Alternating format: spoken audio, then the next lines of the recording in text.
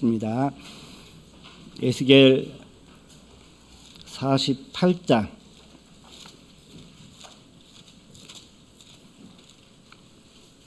35절에 있는 말씀입니다.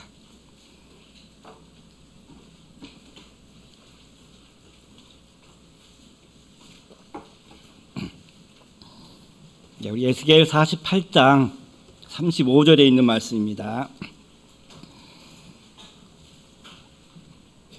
우리 찾으셨으면 같이 한번 읽겠습니다. 그 사면의 도합이 1만 8천 척이라. 그날 이후로는 그 성읍의 이름을 여호와 삼마라 하리라. 아멘. 오늘 시간에는 여호와 삼마라고 하는 제목으로 에스겔서를 소개하고자 합니다.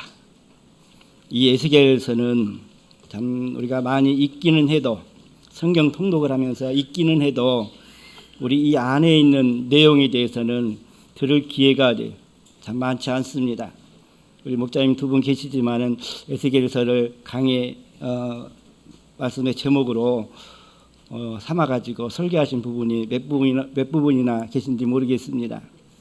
아마 두 부분은 꼭 있을 것 같아요. 마른 뼈에 관한 것하고 또 성전에서 흐르는 물하고. 우리 두 장은 우리가 늘 말씀을 듣고 그러는데 우리 그 외의 장은 말씀을 잘 듣지 않습니다. 그래서 에스겔 48장 우리 마지막 장 마지막 절에 참 우리에게 좋은 말씀이 있어서 이 말씀을 제목으로 삼았습니다. 여호와 삼마 그랬습니다. 이 여호와 삼마의 혹시 의미는 알고 계시는가요? 여호와 이레는 아시죠? 여호와 이레, 여호와 니시, 우리 이런 말씀 잘합니다. 여호와 삼마도 가끔 이렇게 표현을 합니다. 우리 여호와 삼마, 우리 알고 계신 분 계시는데 그 의미가 뭐예요? 예? 예, 뭐 그렇죠. 예, 임마누엘이라고 하는 의미가 뭐예요? 임마누엘은 내가 너희와 함께하리라 하는 말씀이죠. 근데 여호와 삼마도 비슷한 의미입니다. 그런데 어디에 계시겠다고요? 거기에 계시겠다라고 하는 것입니다. 하나님 여호와께서 거기에 계시겠다라고 하는 것입니다. 그래서 우리 에스겔서에 거기에 계시겠다라고 하는 것이 어디일까요? 이 에스겔서의 마지막 부분에 그 결론이 있거든요. 우리 그것이 어디냐면은 하나님께서 마지막에 어디 성전을 다시 어디 에스겔 선지자에게 보여줍니다. 그리고 그것을 통해서 하나님의 백성들의 신앙을 회복하겠다라고 하는 것입니다. 그런데 우리가 구약을 보면서 이런 말씀들을 많이 들었습니다. 다니엘서를 보면서 다니엘이 어디에서 환상을 보고 그의 신앙의 생활을 활동을 했죠? 바벨론이라고 하는 것이죠. 그래서 바벨론이라고 하는 곳에 포로로 끌려가 가지고 생활했던 우리 그 신앙의 모습을 기록한 책이 다니엘입니다. 그런데 그 앞에 나온 이 에스겔서는요 마찬가지입니다. 다니엘과 같이 같은 시대에 활동했던 사람입니다. 그래서 우리 에스겔서 1장에 있는 말씀 보시면은 제일 처음에 시작할 때 우리 이렇게 시작합니다. 우리 앞부분 한번 보실까요? 에스겔서 1장에 있는 말씀 보시면은 시작은 이렇게 시작합니다. 제 30년 4월 5일에 내가 그발강가 사로잡힌 자 중에 있더니 하늘이 열리며 하나님의 이상을 내게 보이시니 그랬습니다. 자, 우리 여기에 연수하고 날짜가 나옵니다. 제 30년 4월 5일. 우리 이것이 어디 에스겔 선지자의 나이를 의미하고 있습니다. 그래서 이 에스겔 선지자가 어디 포로로 끌려온 지 2절에 있는 말씀 보시면은 5년 그랬습니다. 그래서 이 에스겔 선지자는 다니엘은 청년 때 끌려갔지만은 에스겔 선지자는 25살 때 어디 2차 포로로 끌려갈 때 어디 함께 끌려갔던 사람입니다. 그래서 포로로 끌려간 지 5년 된 해에 하나님께서 그를 통해서 환상을 보여주면서 이스라엘 백성들의 모습을 보여주고 있습니다. 우리 말씀을 주시는 이유가 어디에 있을까요? 우리 먼저 결론을 보면은 하나님은 우리에게 복을 주시기를 원하죠. 하나님은 우리에게 복을 주시기를 원합니다. 우리 민수기 6장에 있는 말씀 보시면은 하나님께서 모세에게 이스라엘 백성을 향해서 이와 같이 축복하라라고 말씀하시죠. 우리 그 축복의 내용이 무엇이에요? 우리 찬양을 통해서도 많이 부르고 그러시던데, 축복의 내용이 여호와는 내게 복을 주시고 너를 지키시기를 뭐 한다 그랬어요? 주셨다 그랬어요? 예, 여호와는 그 얼굴로 내게 비치사 은혜 베푸시기를 뭐 한다? 예, 여호와는 그 얼굴을 내게로 향하여 드사 평강 주시기를 뭐 한다 그랬어요? 주셨다 그랬어요? 여러분들 여호수아 1장을 이렇게 보시면은 하나님께서는 가나안 땅은 이스라엘 백성들에게 이미 주었다라고 말씀하고 있습니다. 그래서 이스라엘 백성들 하나님이 이미 예비하고 그들에게 줄 것을 약속했다라고 하는 것이죠. 반드시 들어갈 수 있다라고 하는 것입니다. 주셨기 때문에요. 그런데 여호수아는 하나님의 약속을 받았지만 늘 두려운 마음이 있었습니다. 왜 두려울까요? 환경을 보고 두려워합니다. 주위에 있는 우리 그러한 일들을 통해서 두려워했다라고 하는 것이죠. 가나안 땅 이스라엘 백성들을 데리고 들어가는 것이 두려웠습니다. 먼저는 내가 능력이 부족할까 봐 두려웠습니다. 모세가 죽으니까 그의 고난이 자기한테 왔거든요. 그 고난의 무게에 자신의 약함을 알고 두려운 마음이 있었습니다. 또 그런가 하면은 가나안 땅의 7 족속은 약한 족속이에요? 강한 족속이에요? 정탐꾼들의 이야기를 들어보면 견고한 성, 좋은 무기, 그리고 기름진 땅, 이라는 것들을 보여줬죠. 하나님이 이스라엘 백성들에게 주는 땅은 좋은 땅인데 정탐꾼들이 와서 보고한 우리 그 말은 두려운 마음에 보고를 했죠. 거기에 들어가서 그 땅을 차지할 수 있는 힘이 우리에게는 없는 모습을 보여줍니다. 그러니 악평을 했다 그랬습니다. 그것의 상황을 사실대로 보고 있다면은 이스라엘 백성들이 이미 하나님께서 약속을 했기 때문에 그 약속을 생각하면서 판단할 텐데, 정탐꾼들은 어떻게 이야기했다고요? 자기의 소견에 좋은 대로 그 땅을 악평을 했습니다. 왜 그래요? 내가 못하니까, 내가 할 수 없으니까, 다른 사람도 그렇게 생각할 것이다 하고 악평을 한 것이죠. 그래서 이 여호수아가 그 가나안 땅의 7 족속에 대한 두려움도 조금은 있었을 것 같아요. 또 그런가 하면은 어떤 두려움들이 또 있었을까요? 이스라엘 백성들이 모세를 향해서는 존경했지만은 여호수아를 향해서는 존경하는 마음이 있었을까요? 없었을까요? 하나님이 모세와는 함께했지만은 여호수아하고는 함께한 그런 모습이 성경에 그렇게 많이 기록되어 있지 않거든요. 물론 전쟁가 승리는 했습니다. 그러나 하나님께서 이 여호수아를 지도자로 인정하고 세우는 우리 그러한 가운데 이 여호수아는 백성들을 향해서만큼은 그렇게 좋은 모습을, 또 하나님께서 그를 인정하는 우리 그러한 모습을 보여주지 않았다라고 하는 것이죠.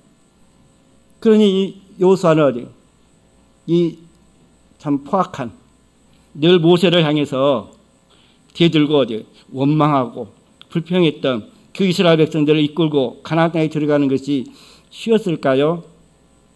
모세도 힘들었는데 여호수아도 저는 힘들었을 것이라고 봐요. 우리 이러한 두려움 때문에 하나님께서는 그에게 이런 말씀을 하죠. 너는 강하고 담대하라고 하는 것이죠. 너는 두려워하지 말라라고 하는 것이죠. 저희들 또한 신앙의 삶 속에 이와 같이 하나님께서 명한 우리 그 말씀이 내 삶 속에 함께 한다면은 우리는 두려워하지 않을 것 같아요. 어떠한 상황 가운데 놓여진다 할지라도 그것을 능히 극복할 수 있는 그 능력이 누구한테 있어요? 내게 있는 것이 아니라 하나님께 있기 때문에 하나님께 주실 것이라고 믿는 것이죠. 하나님의 약속을 받은 여호수아는 어디 담대하게 어디 이스라엘 백성들을 이끌고 어디 이제 자기의 권한으로 어디 이스라엘 백성들을 이끌고 가나안 땅에 들어가서 하나하나 정복하는데 어디 하나님께서 함께 해주셨다라고 하는 것이죠. 우리 그것이 어디 임마누엘입니다. 그런데 그 가나안 땅에 누가 계셔요? 하나님께서 어디 함께 올라가 주셨다라고 하는 것이죠. 그곳에 계신다라고 하는 것입니다. 이 여호와 삼마라고 하는 의미가 거기에 계시는 하나님이시라고 하는 것이죠. 우리 거기에서 함께 해주셨다라고 하는 것입니다. 그런데 이 에스겔서는 우리에게 무엇을 말씀하고 있다고요? 우리 성경의 내용을 이렇게 보니까요. 이 전체가 48장이죠. 그런데 우리 1장부터 32장까지가 무슨 내용이냐면은 심판에 관한 내용입니다. 1장부터 32장까지가 무슨 내용이라고요? 너 잘못했어. 너희는 내 말을 안 들어. 너희는 이렇게 해도 어디 뜻대로 안 따라줘. 하면서 어디 하나님께서 이스라엘 백성들과 우리 이방 나라들을 어디 멸망할 것을 말씀하고 있습니다. 우리 1장부터 32장까지요. 그런데 우리 그 중에 1장부터 24장까지가 누구에 관한 심판의 내용이냐면은 1장부터 24장까지가요. 이스라엘 백성들에 대한 심판의 내용입니다. 내용이 적을까요? 1장부터 22장까지 있는 말씀 보시면은 24장까지 있는 말씀 보시면 1장부터 24장까지입니다. 이스라엘 백성들에 대해서 심판에 관한 내용이라고 하는 것이죠. 이게 적지 않은 어디 이스라엘 백성들의 죄를 말씀하고 있다라고 하는 것입니다. 그런데 하나님께서 어디 심판을 목적으로 이것을 말씀할까요? 구원을 목적으로 이 말씀을 했을까요? 먼저 그들의 어디 잘못들을 지적하고 있습니다. 그 잘못을 지적하는 이유는 어디에 있어요? 잘못된 행위에 대해서 고치기를 바라는 하나님의 마음이 그 속에 있다라고 하는 것이죠. 그래서 하나님께서는 어디 이 말씀을 근거로 해서 어디 이스라엘 백성들이 어려운 처지에 놓여 있다라고 하는 거죠. 심판하는 것은 결국은 어디 나라가 망하게 되고 또 그들이 바벨론 포로로 이끌려갈 것을 말씀하고 있다라고 하는 것입니다. 곧 이것은 무엇을 말씀하고 있다고요? 하나님께서 그것을 떠나겠다라고 하는 것입니다. 하나님은 원래 어디에 계셔야 돼요? 하나님은 어디에 계셔야 돼요? 우리 당시에 하나님이 계신 곳이 어디였어요? 네, 우리 출애굽 때 성막을 만들게 했죠. 우리 그 성막에 어디 성소와 지성소가 있는데 그 지성소 안에는 뭐가 있어요? 언약궤. 하나님은 그 언약궤 앞에서 어디 대제사장이 들어오면은 그를 만나주고 어디 그에게 말씀을 하고 그랬죠. 하나님께서 그곳에서 어디 이스라엘 백성들과 만나줬다라고 하는 것이죠. 이 성막은 어디 하나님이 계시고 어디 하나님과 만나는 것이고 우리 그러한 것이죠. 그래서 언약궤를 메고 어디 전쟁터에 나갔죠. 언약궤를 어디 맨 앞에 세워서 어디 제사장들을 메고 나아가게 했죠. 이것은 어디 하나님이 거기에 계시고 하나님께서 그 백성들과 함께 하시기 위함이거든요. 그래서 하나님은 어디에 계셔요? 성소에 계신다라고 하는 것입니다. 그런데 이 심판을 말씀하시면서 무엇을 말씀하고 있을 것 같아요? 심판은 범죄했기 때문에 그렇습니다. 그 범죄하는 삶 속에 하나님이 어디 끝까지 그곳에서 어디 계실까요? 이 성소는 어떠한 곳이라고 그랬어요? 솔로몬을 통해서 어디 성전을 지을 때 우리 이렇게 말씀했습니다. 우리 솔로몬 성전을 다 짓고 난 이후에 하나님께서 솔로몬에게 나타나서 하신 말씀을 한번 보겠습니다. 열왕기상 9장 3절에 있는 말씀 보시면요. 열왕기상 9장 3절에 있는 말씀.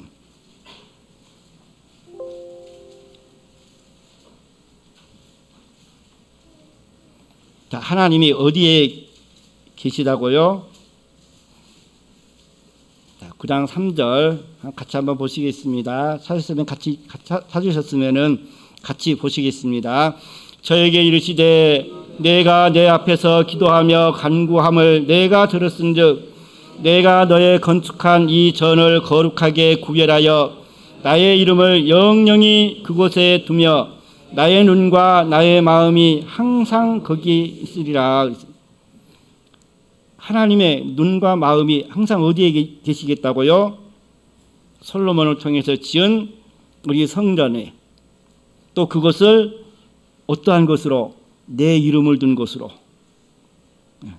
이 전은 또 거룩하게 구별하여 그랬습니다.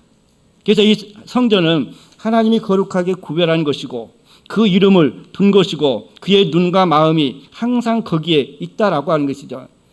그러니 하나님의 백성들이 이 성전을 들어갈 때 어떠한 마음이겠어요? 마음을 새롭게 하지 않으면 또 스스로 범죄한 마음이 있으면 거기에 나아갈 수 있을까요?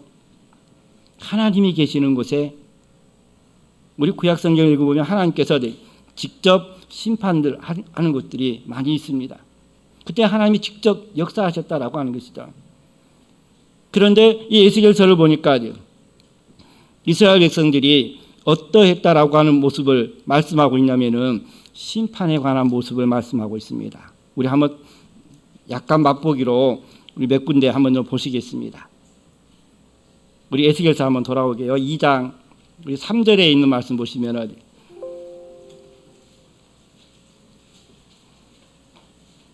2장 3절 4절 한번 보시겠습니다.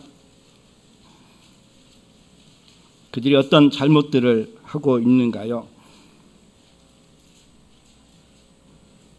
네, 우리 2장 3절 4절에 있는 말씀 같이 한번 읽을까요? 내게 이르시되 인자야 내가 너를 이스라엘 자손 곧 패역한 백성 나를 배반하는 자에게 보내노라.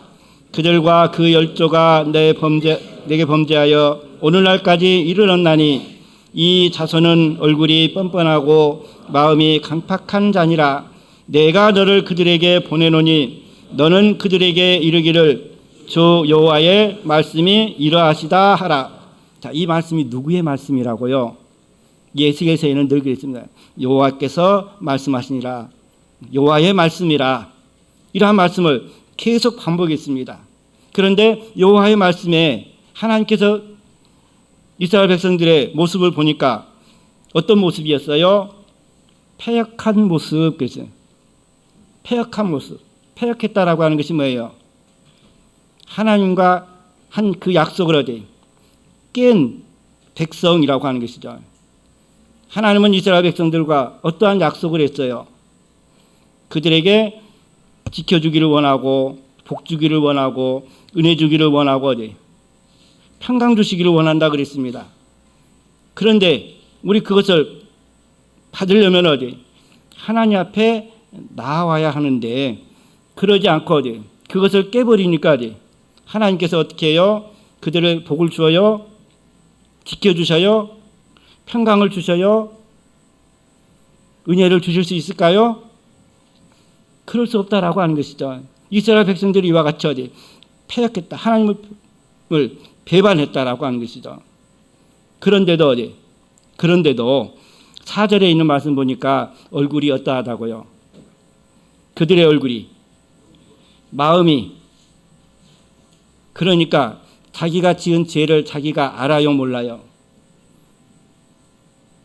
우리는 때로는 내가 지은 죄, 내가 한 행동 이것에 대해서 무엇을 하고 있는지 어떠한 행동을 하는지 우리는 판단할 수가 없는 그러한 때가 있을까요? 없을까요?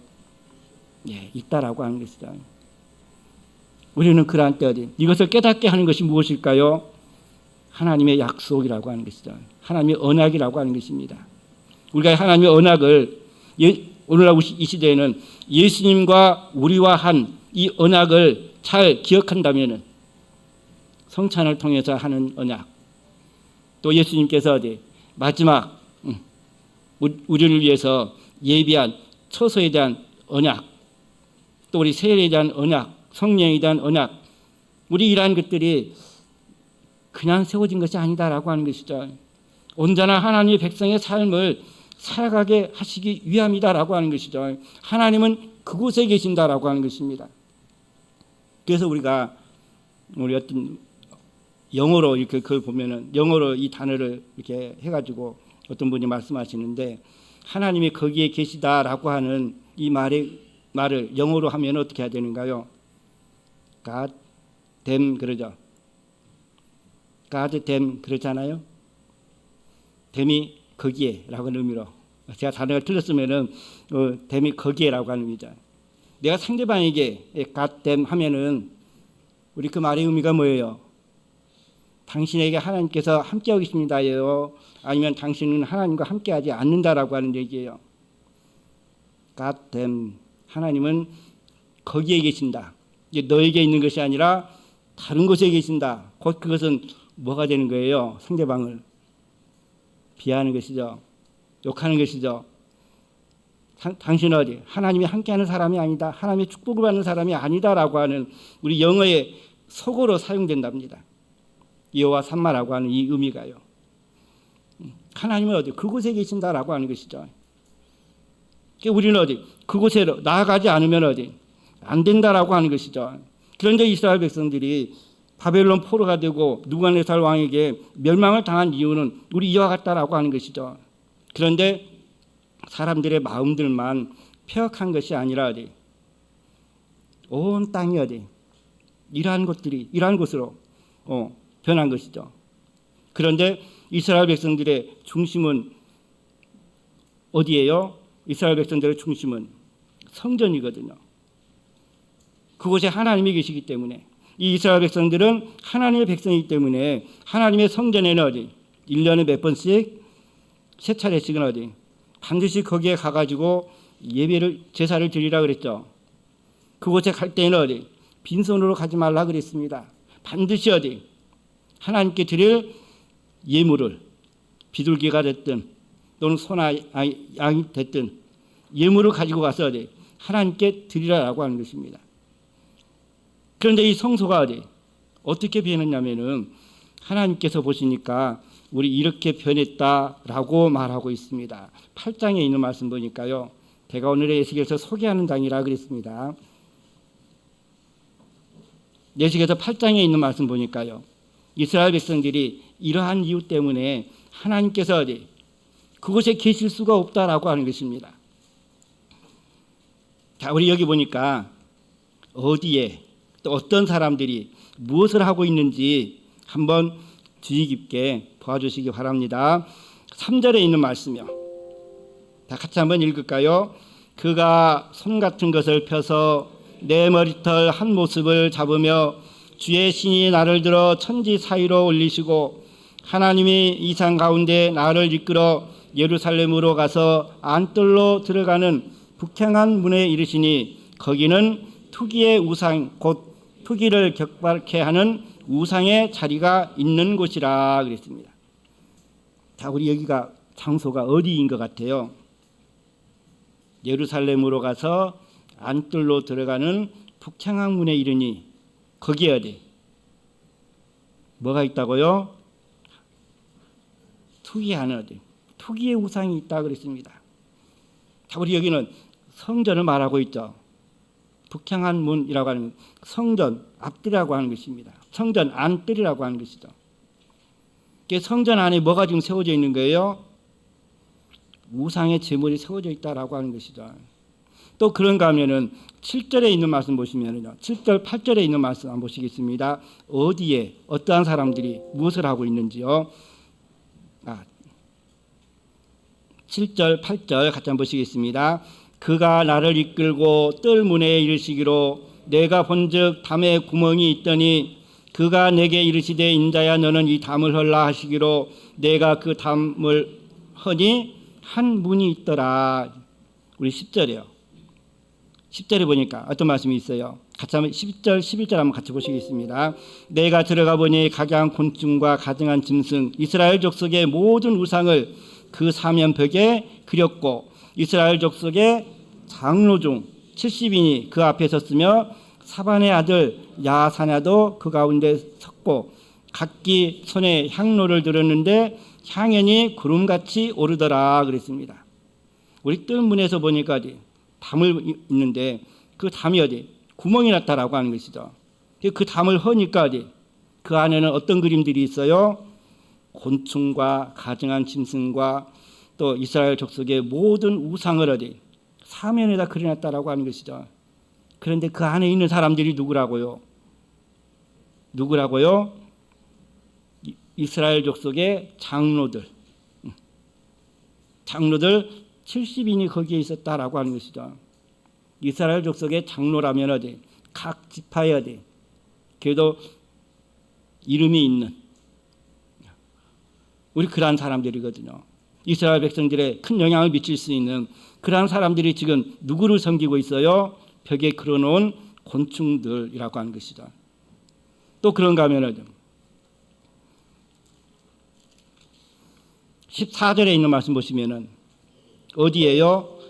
그가 또 나를 데리고 여호와의 전으로 들어가는 북문에 이르기로 보니 거기 여인들이 앉아 단무스를 위하여 애곡하더라.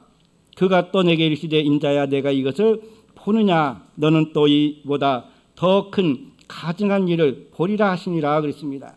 여인들은 지금 북문에서 뭘 하고 있어요? 우상인 단무스를 섬기고 있다라고 하는 것입니다. 16절에 있는 말씀 보니까요. 다 우리 거기에 어떤 사람들이 여호와의 전 안뜰에 들어가니까 어떤 사람들이 무엇을 하고 있을까요? 약 25명이라 그랬습니다. 누구라고 하는 말씀은 없습니다. 그런데 여호와의 전을 등지고 낯을 동으로 향하여 동방 태양에 경배하더라 그랬습니다. 우리가 쉽게 말하면 태양신을 숭배한다라고 하는 것이죠. 그런데 여기에 25인은 누구예요? 성전에서 하나님을 섬기는 제사장들. 자, 우리 여기 보면 이제 신분들이 좀 나오는 것 같아요. 성전 안에는 뭐가 세워져 있어요? 북문뜰에는 우상이 세워져 있고 또 70 장로들은 어디 벽에 그린 그림을 섬기고 있고 여인들은 어디 단무스를 섬기고 제사장들은 어디 동방 태양을 섬기고 있고 하나님께서 이러한 광경을 성전 안에서 보았다라고 하는 것이죠. 그러니 하나님이 그곳에 계시면 어디 누구의 이름이 더럽혀져요? 하나님의 이름이 더럽혀진다라고 하는 것이죠. 그러니 하나님께서 어디 그것을 떠나시겠다라고 하는 것입니다. 그래서 에스겔서 11장에 있는 말씀 보시면 어디 이런 말씀을 합니다. 내가 이들을 어디 떠나서 어디에 가 있겠다고요? 16절에 있는 말씀 보시면은 한번 보시겠습니다. 16절에 내가 그런즉 너는 말하기를 주 여호와의 말씀에 내가 비록 그들을 멀리 이방인 가운데로 쫓고 열방에 흩었으나 그들이 이런 열방에서 내가 잠깐 그들에게 뭐가 되어주겠다고요? 자, 우리의 말씀의 의미는 뭘까요? 지금 이스라엘 백성들이 바벨론에 포로로 끌려갔죠. 그래서 지금 앞에 있는 말씀이 그 말씀입니다. 내가 비록 이스라엘 백성들을 멀리 이방인 가운데 바벨론에 어디 그 가운데로 쫓고 어디 열방 가운데서 흩었으나 어디 하나님께서 어디에 계시겠다고요? 그곳에 계시겠다라고 하는 것입니다. 그러니 다니엘서에 보면 어디 다니엘서 보면은 다니엘의 세 친구들이 있었죠. 그 친구들이 어디에 들어갔어요? 어디에 던져졌어요? 풀무불 속에 던지워졌죠. 왜 던지워졌어요? 큰 금신상을 세워놓고 어디 그것에 절하라 그랬죠. 그런데 다니엘의 세 친구들이 그 큰 금신상에 절하지 않음으로 인해서 어디 풀무불에 네, 평소보다 7배나 더 뜨거운 그 풀무불에 던지워졌다라고 하는 것이죠. 그런데 그들을 풀무불에 집어 던질 때 어디 그들을 던지워 넣는 그 사람들은 어떻게 됐다 그랬어요? 불에 타 죽었죠. 그런데 풀무불 속에 던지워졌는데 세 사람이 아니라 몇 사람이 있었어요? 그 한 사람은 누구라고 그랬어요? 하나님의 신의 아들과 같다 그랬죠. 그 한 사람이 누구라고요? 지금 여기에 있는 이 말씀의 의미거든요. 하나님께서 예루살렘을 떠나서 지금 어디에 와 계셔요? 그래서 그곳에서 뭐가 되어주시겠다고요? 우리 성소가 어떠한 곳이에요? 하나님이 계신 곳이라고 하는 것입니다. 우리의 믿음과 신앙을 지켜줄 수 있는 곳이 바로 이 성소라고 하는 것이죠. 그런데 우리는 어디? 이 성소를 중요하게 여기지 않을 때 어떤 삶을 살아가요? 교회 가면은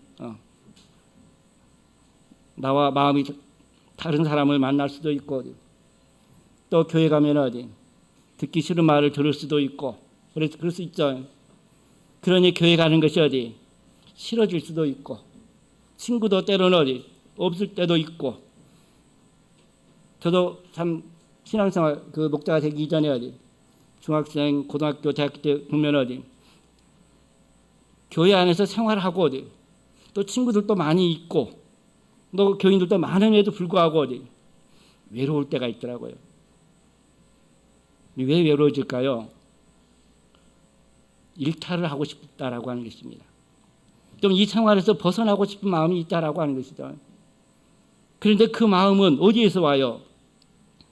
하나님을 사랑하는 데서 올까요? 그러지 않거든요. 하나님을 좀 떠나고 싶다라고 하는 것이죠. 하나님을 떠난다고 하는 것이 아니라, 죄를 짓겠다고 하는 것이 아니라 이 성소에서 잠깐 어디 비켜나서 어디 좀 활동해 보자라고 하는 것이죠. 근데 언제 그런 마음이 일어난다고요? 혼자 있다라고 생각할 때, 외로울 때. 그래서 우리 신앙생활에는 누가 필요하다고요? 옆에 꼭 친구가 필요합니다. 내가 외롭고 힘들 때 나와 함께 해줄 수 있는 친구. 그래서 우리 교제가 중요하다라고 하는 것입니다. 그래서 우리 요즘 우리 학생들도 그러고 또 우리 교회 안에서도 그러고 소그룹 활동을 중요시하고 있죠. 학생들도 어디 그 연령대별로 활동을 하면서 어디 교제하게 하거든요. 그런데 이러한 것들이 저희 아이들을 보니까 어디 서로 행사가 끝나면 어디 핸드폰 가지고 뭐 하고 있니 하고 물어보면 그래요. 친구들하고 대화하고 있다고. 어떤 친구들이냐 하면 어디 교회 친구들이래. 멀리 있어도 어디 늘 가까이 있는 것 같은 그런 생활을 할 수 있는 이 시대라고 하는 것이죠. 우리 그런 자기 혼자 있다라고 하는 것, 혼자 신앙생활하는데 힘들다라고 할 때 친구들이 위로가 되고 힘이 되어주고 어디 또 같이 어디 서로 격려하고 그러한 모습을 보면서 어디 이러한 모임, 교제 이것이 얼마나 중요한가 하는 것을 많이 느낍니다. 그래서 우리 자녀들이 어디 교육이 있으면 어디 되도록이면 보내서 같은 또래들과 어울리게 하고 또 하나님의 말씀을 배우게 하고 하는 이것이 어디 필요하다라고 하는 것이죠. 중요하다라고 하는 것입니다. 그런데 우리 부모님들은 신앙생활은 잘하고 있는 것 같으니까 뭘 더 중요시 여겨요? 그래서 수업 끝나면 어디를 보내요? 학원을 보내죠. 그리고 학원에서 성적이 어디 공부했으니까 학교에서 시험을 보면은 성적이 오르는 것을 더 부모들은 어디 관심이 있을 수 있거든요. 그런데 신앙에 바로 서면은 공부하는 거 참 문제가 아닌 것 같아요. 스스로 어디 알아서 할 수 있는 우리 그러한 모습으로 변해질 수 있다라고 하는 것이죠. 바른 마음을 갖게 하고 바른 생각을 하게 하고 바른 판단을 하게 하는 우리 이것이 어디 더 중요하다라고 하는 것이죠. 그래서 우리가 하나님을 안다라고 하는 것은 어디 늘 저희들의 삶에 어디 생각하게 하고 판단하게 하고 하는 이러한 삶을 살아가는 것 같아요.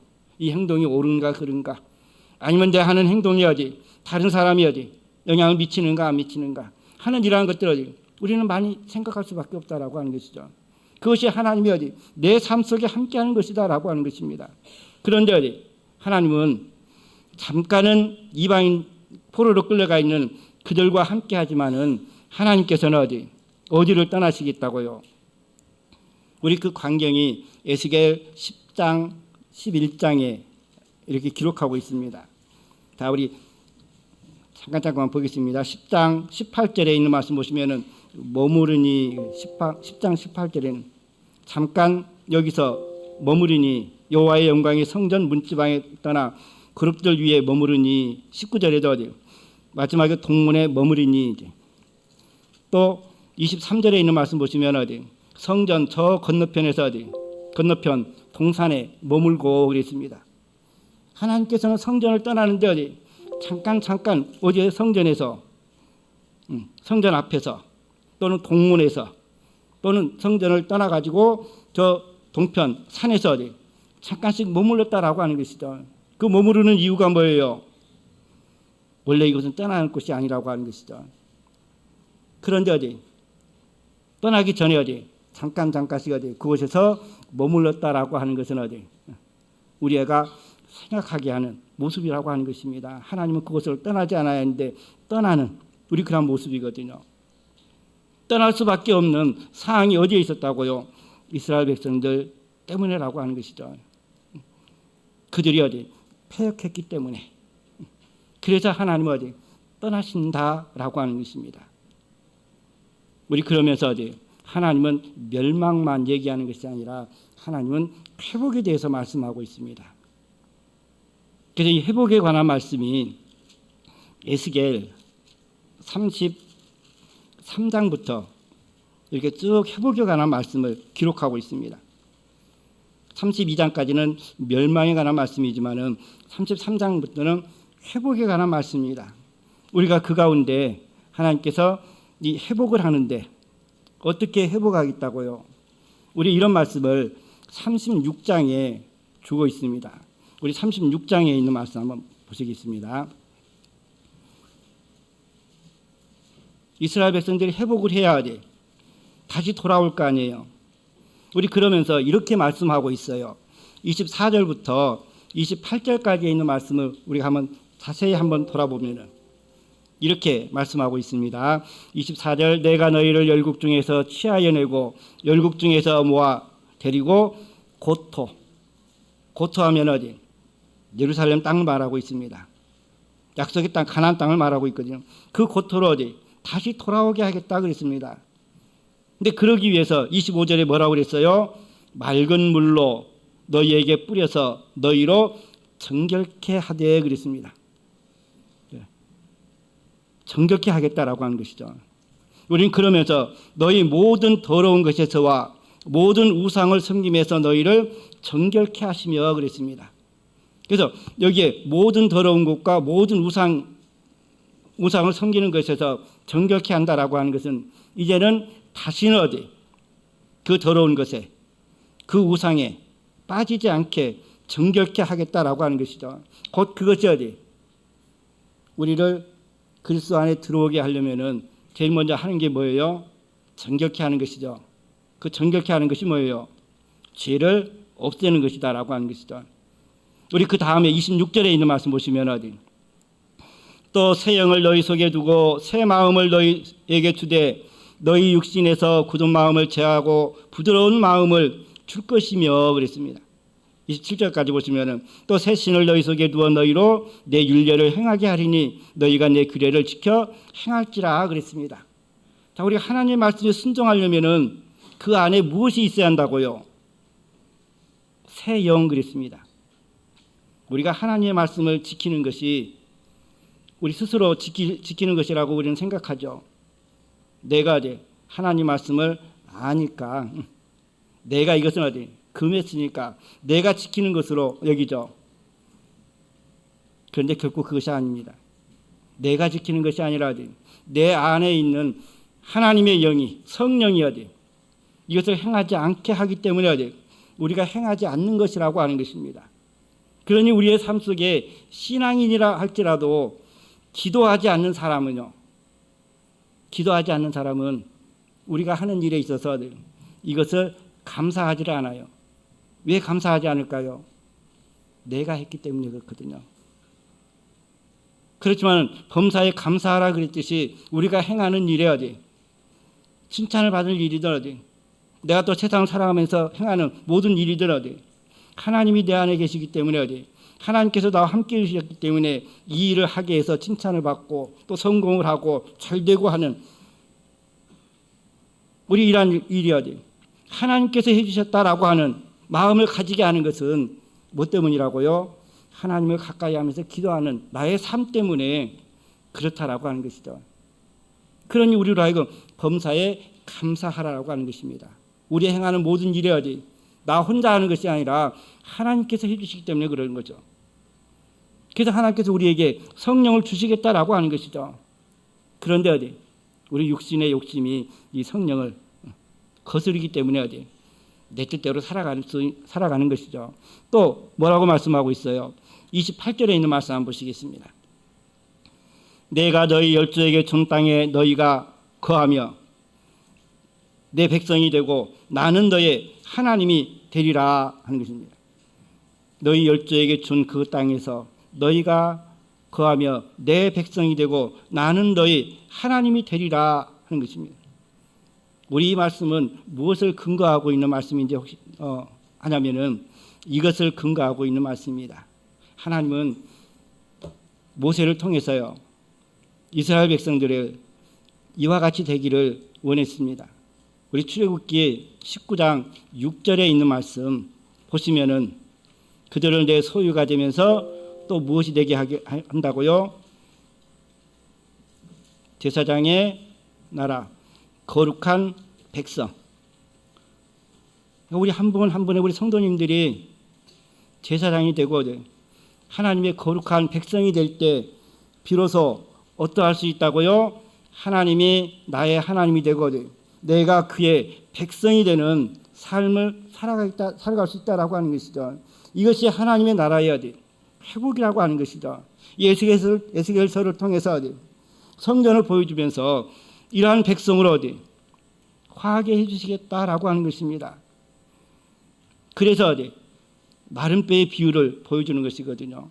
이 마른 뼈가 골짜기에 흩어져 있었다 그랬죠. 죽은 뼈예요, 산 뼈예요? 죽은 뼈예요, 산 뼈예요?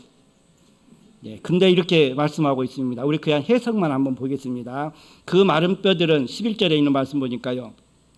뭐라고 그랬어요? 인자야 이 뼈들은 이스라엘 온 족속이라 그랬습니다. 자, 우리 그럼 마른 뼈예요? 아니, 마른 뼈는 죽은 뼈예요? 산 뼈예요? 이 마른 뼈는 산 뼈죠. 그런데 산 뼈인데 이스라엘 백성들의 어떠한 모습을 말하고 있어요? 영적으로 마른 것과 같은 힘도 없고 쓸모도 없고 불필요한 우리 그런 백성이 되어버렸다라고 하는 것이죠. 그런데 그곳에 선지자를 통해서 마른 뼈와 같은 이스라엘 족속에게 뭘 불어넣었어요? 뭘 대언했어요? 하나님의 말씀이 들어가니까 그들에게 뭐가 생긴다 그랬어요? 힘줄이 생기고 살이 생기고 가죽이 생기고 그리고 뼈가 붙고 우리 그러면서 사람의 형상을 만들었다라고 하는 것이죠. 그런데 그들이 움직일 수가 없어요. 말씀은 들어갔는데 움직일 수가 없다라고 하는 것이죠. 아, 왜 힘줄이 생기고 살이 생기고 뼈가 붙고 힘줄이 생기고 살이 생기고 가죽이 덮였는데 움직일 수가 없을까요? 뭐가 없기 때문에? 그쵸, 생명이죠. 그래서 다시 그 뼈에 생기를 부어 넣어줌으로 인해서 뭐가 되었어요? 이제 산영이 된 것입니다. 살아있는 모습으로 된 것이라고 하는 것이죠. 온전한 이스라엘 백성들의 모습이 되는 것이라고 하는 것이죠. 그러니 우리의 신앙의 삶 속에 하나님의 말씀에 빠지면 마치 뭐가 같다고요? 마른 뼈와 같다라고 하는 것입니다. 하나님의 영이 내 안에 역사하지 않으면 마치 어떤 모습이라고요? 살아도 죽어있는 모습. 그 모습이라고 하는 것입니다. 그래서 우리의 삶 속에 뭐가 필요하다고요? 하나님의 말씀과 하나님의 영이 역사하는 삶이 회복되지 않으면 우리의 신앙의 회복이 참 어렵다라고 하는 것이죠. 그래서 하나님께서는 그러한 신앙이 회복된 곳에 내가 거기에 있겠다라고 하는 것입니다. 그래서 하나님께서는 에스겔 선지자에게 우리 40장, 41장, 42장에 성전의 모습을 보여줍니다. 이곳은 동문이고 여기는 남문 북문이고 여기는 성전이고 여기는 제사장들이 사용하는 것이고 또 여기는 일반 사람들이 또 우리 여인들이 있어야 할 곳, 또 장로 제사장들이 출입하는 곳, 또 우리 왕이 들어올 수 있는 곳, 우리 이러한 것들을 자세히 이렇게 설명합니다. 곧 이것은 에스겔을 통해서 하나님의 성전의 모습을 회복하겠다라고 하는 것이죠. 그러면서 마지막 장에 뭘 말씀하냐면은 하나님의 성전을 중심으로요. 하나님의 성전을 중심으로 땅을 나누어 줍니다. 이전에는 일부씩 떼어서 금을 구워서 떼어서 각 지파대로 땅을 나누어 줬습니다. 숫자가 많으면은 땅을 많이 나누어 주고 숫자가 적으면 땅을 적게 나누어 주고 어떤 지파는 두 장소를 차지하게 되고 이러면서 하나님께서는 그 이스라엘 백성들의 수에 따라서 나눠줬다라고 하는 것이죠. 그런데 이번에 나눌 때에는 각 지파에게 땅을 나눠주는데 공평하게 나눠줍니다. 성전을 중심으로 위쪽에는 다윗을 통한 우리 그 다른 지파들, 또 우리 성전의 남쪽에는 베냐민 지파를 중심으로 그 밑으로 이렇게 땅을 나누어 줍니다. 제비 뽑아서 나누어 줬다 그랬습니다. 그런데 그 땅을 나누어 주는데 일정하게 나누어 줬다라고 하는 것이죠. 각 지파의 사람의 수에 따라서 나누어 주는 것이 아니라 그 국토의 면적에 따라서 똑같이 나누었다라고 하는 것이죠. 곧 이것을 하나님께서 우리에게 베푸시는 은혜는 각 사람에게 다를까요? 똑같을까요? 우리 어떤 분이 그러더라고요. 어떤 분은 목자나 또는 장로나 집사의 직분을 받았으니까 하나님께서 그들에게는 더 큰 은혜를 주셨고 나는 평신도고 믿음도 적고 그러니까 하나님께서 우리에게 은혜를 적게 주셨을 것이다 라고 이야기합니다. 정말 그랬을까요? 하나님의 은혜는 똑같을 것 같아요.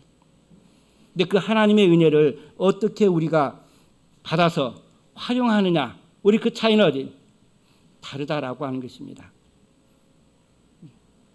그래서 각 사람에게 은사를 주었다라고 하는 것이죠. 하나님께서 우리에게 주신 은사는요, 저는 그 사람의 형편에 따라서 저는 골고루 주신다고 봐요. 예수님께서 비유를 들 때 달란트 비유를 들었는데 5달란트, 2달란트, 1달란트 나눠줬죠. 우리는 그 사람의 능력을 보고 나눠줬을까요? 그 사람의 능력을 보고 나눠준 것은 아니다라고 하는 것이죠. 그것은 그 주인의 외국에 나갈 때 그 주인의 뜻대로 5달란트, 한 사람에게 5달란트, 한 사람에게 2달란트, 한 사람에게 1달란트 주었다라고 하는 것입니다. 그런데 칭찬을 어떻게 했어요? 이렇게 칭찬을 하죠. 5달란트 가지고 5달란트 남겼으면은 2달란트에서 2달란트 남긴 사람보다 저는 더 좋은 칭찬을 해야 한다고 봐요. 그런데 이 두 사람이 똑같이 칭찬했습니다. 어떻게 칭찬했어요? 착하고 충성된 종아 그랬죠. 내가 어떤 일에 충성했으니 작은 일에 충성했으니 더 큰 것을 너에게 맡기리라 그랬습니다. 이것이 은사의 활용이다라고 하는 것이죠. 내가 어떻게 그것을 활용하냐에 따라서 하나님께서는 더 큰 것을 맡길 수도 있고 또 그에게 맡긴 것을 1달란트 받은 사람과 같이 그것 또한 1달란트를 가지고 부지런히 해서 이득을 조금이라도 남겼다면 어떤 말을 들었을까요? 비록 손해를 봤어도 그랬을 것 같아요. 주인이 달란트를 맡기고 외국을 떠날 때는 그는 그것을 가지고 잘 활용하라 그러죠. 근데 남기는 것은 참 잘한 일이죠. 손해를 봤다면 어땠을까요? 성경에 말씀은 없습니다. 그러나 그도 최선을 다해서 이렇게 했습니다 라고 이렇게 사실을 이야기한다면요, 저는 용서하지 않을까 싶어요. 그 손해에 대해서 책임을 묻는 것이 아니라 우리는 그것에 대해서 더 좋은 방법을 알려줬을 것 같아요. 우리 거기 그러지 않았는가요? 우리 한 달란트 받은 사람은 갔다가 그것을 어떻게 땅속에 묻어뒀다 그랬습니다. 그리고 그걸 그대로 갖다가 주면서 당신은 마음이 완악한 사람이다 하면서 오히려 주인을 책망하는 우리 그런 모습 보였죠. 심지도 않은 데서 거두려고 하는 우리 그런 사람이라 그랬습니다. 그러나 그 주인은 그에게 뭐라고 말씀해요? 이것을 내가 활용하지 않으려면은 다른 걸 해서 맡겼으면 빌려줬으면은 이자라도 받을 것이 아니냐 하면서 그에게 이야기합니다. 그건 뭘 말하고 있어요? 그걸 책망하고자 하는 말씀보다도 오늘 우리에게 저는 이런 교훈이 있다고 봅니다. 비록 적게 받았다 할지라도 그것으로 내 은사대로 활용을 해야 한다라고 하는 것이죠. 어떻게든 그 활용함으로 인해서 그것에 내 뜻이 아니라 하나님의 뜻이 있을 수도 있거든요. 우리가 모든 일이 형통할 수만은 없잖아요. 모든 사람들이 다 형통하고 잘 되면 아마 이 사회가 얼마나 좋겠습니까? 그러나 그러는가요? 사회는 공평한 것 같아요. 잘된 사람이 있으면 잘못된 사람도 있고, 또 지혜가 있는 사람이 있으면 지혜 없는 사람도 있고, 그러면서 세상은 공평하다라고 하는 것이죠. 그래서 우리 한 달란트 받았다 할지라도 우리가 그것을 가지고 내가 무엇인가 하려고 참 노력하는 우리 그 모습에 하나님은 그걸 통해서 우리에게 또한 교훈을 주셨을 것 같아요. 그렇듯이 하나님은 우리 모든 분들에게 공평한 은혜를 주셨다라고 하는 것이죠. 우리는 그 은혜를 가지고 내가 어떻게 활용하냐에 따라서 하나님의 은혜를 크게 확장할 수도 있고 그 은혜를 가지고 정말 땅속에 묻어두고 책망을 받을 사람도 있다라고 하는 것이죠. 우리는 그 삶의 기준이 어디라고요? 물론 임마누엘 그러지만 하나님이 나와 함께 해주심으로 그러지만 저는 이 여호와의 산마 우리의 말씀을 통해서 하나님은 거기에 계신다라고 하는 것이죠. 그러면 그곳에 가가지고 우리가 하나님을 만나고 또 하나님을 통해서 하나님이 우리에게 주시고자 하는 그 은혜를 내가 받을 때 하나님 우리에게 예비한 그것을 나아가서 취하지 않으면 안 된다라고 하는 것입니다.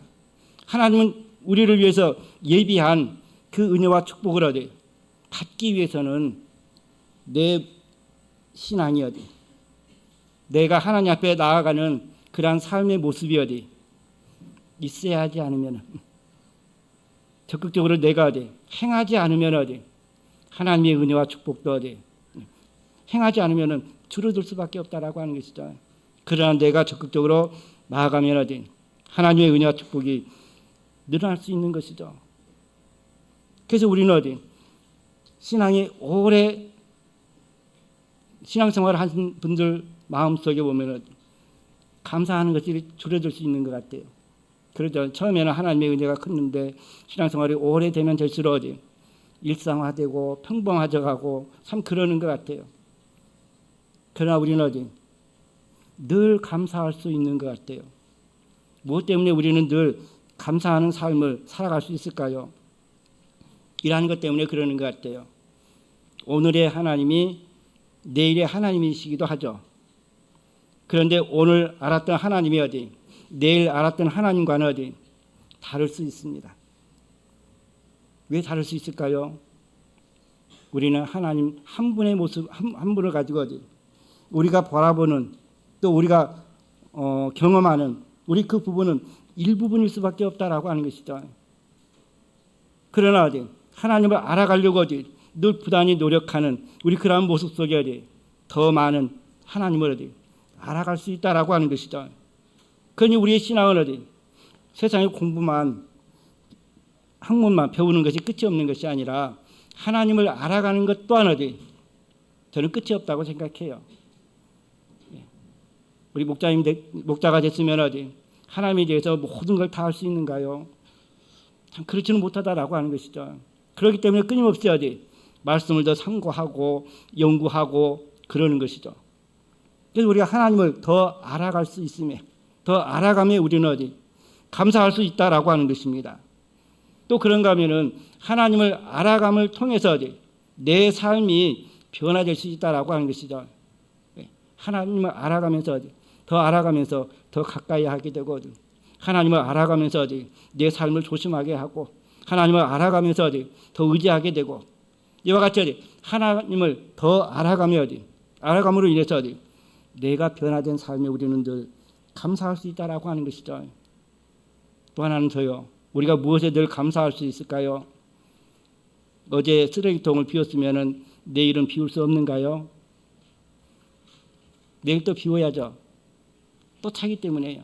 우리는 이와 같이 주님의 일은 한 번 한 것으로 끝나는 것이 아니라 늘 어디 새롭게 만들어주고 또 새롭게 해야 하고, 또 우리 가르치는 일도 그렇습니다. 이번 주에 가르쳤으면 다음 주에 또 어디 우리는 거기에 참여할 수 있음에, 우리가 거기에 함께 할 수 있음에,